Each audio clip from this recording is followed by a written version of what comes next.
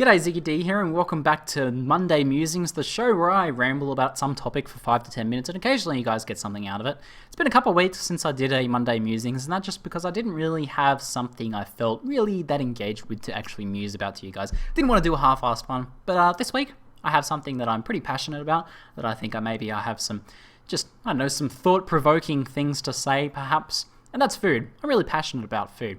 So that first comment I said that food is difficult, I often get a response to that sort of comment, or you see that this sort of response to that comment. Food's not difficult.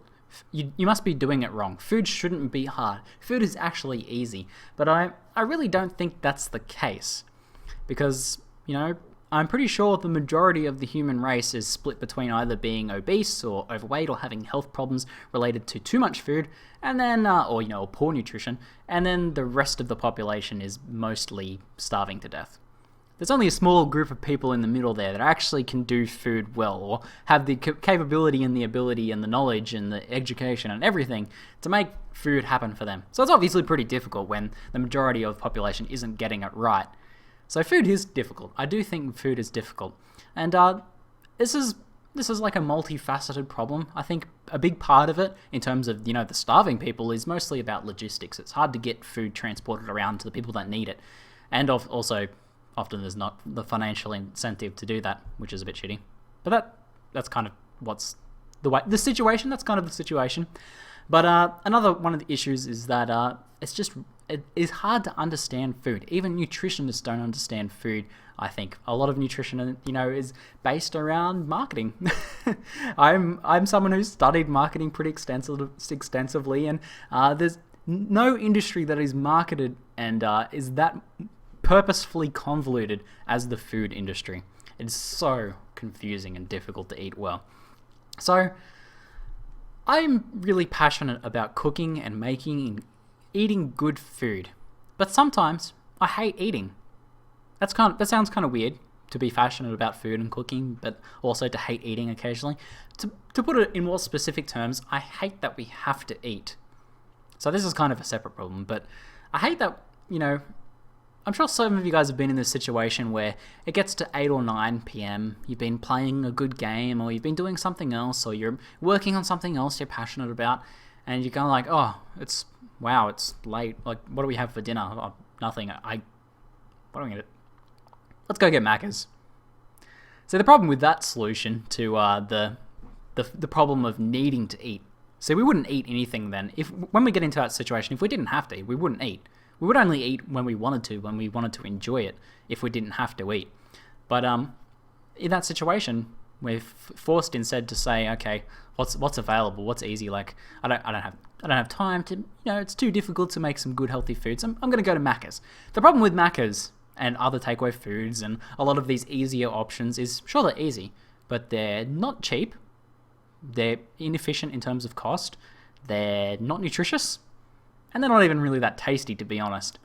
Like, there's much better tasting food out there than Macca's or other takeaways. Good home-cooked food and, actual nice food is nice. Whereas this takeaway food is just easy. It's the only thing it checks off. It's only easy. So it's horribly inefficient. There's a huge inefficiency around food. And as I said, this is partly due to logistics, but it's also just partly to the situation we've gotten ourselves into. But I think it is something that can be fixed in the future, and something I'd like to be fixed. Here's what I would like to happen with food. I would like to be able to just consume something simple and easy. Basically, let's just say gruel. I would love to just be able to have gruel injected into my veins most of the time. I don't need to eat. Basically, this is the core of the situation. I would love to not have to eat, and yet I would still be very passionate about cooking and having good food. And that what means when I actually want to eat, when I want to bring people together, when I want to get together with family or friends, or if I want to go, out with my girlfriend to have some nice food, then I would do that. I would really enjoy that food. And I think I would enjoy that food a lot more if I didn't have to eat crap all the time. And you're not forced to eat crap, like you can eat well in those other times, but it's the fact that you feel obligated to eat food takes away a lot of the joy from it, I think. So I'd love for us to not be obligated to have to eat for this reason, and to be forced to, sometimes go out and get takeaway, or take the easy route out, have something you stick in the oven or something like that. Just something you shove down your gullet without actually enjoying it. and that's unpleasant. And I don't know. I think in the future that we do have the capability to solve this problem, and it is something I look forward to. A while back, a couple of weeks ago, I talked a bit about futurology. I talked about some future stuff that I was pretty excited about, and this is another one. The solving the food issue is another one.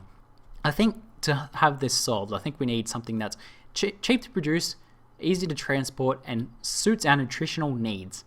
And it doesn't need to taste nice. It just needs to be consumable. You need to be able to get it down. But then in that case, we can have that when we're hungry. We can feed that to people that are starving, and that would be pretty nice. It would be easy to transport.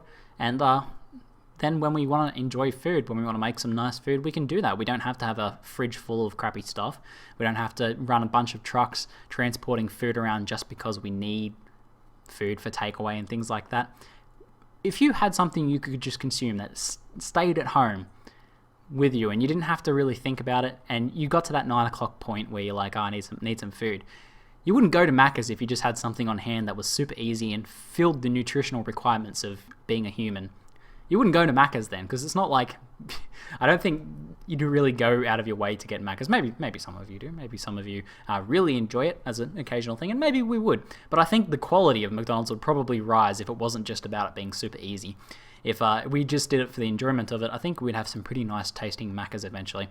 And I think there is hope for this. Like, I've been reading about recently that in Silicon Valley there's been an engineer working on a solution to his food dilemma. He likes working a lot on his engineering things and hates the fact that he has to eat as well. He hates food in general, so he's come up with an idea called that he's dubbed Soylent.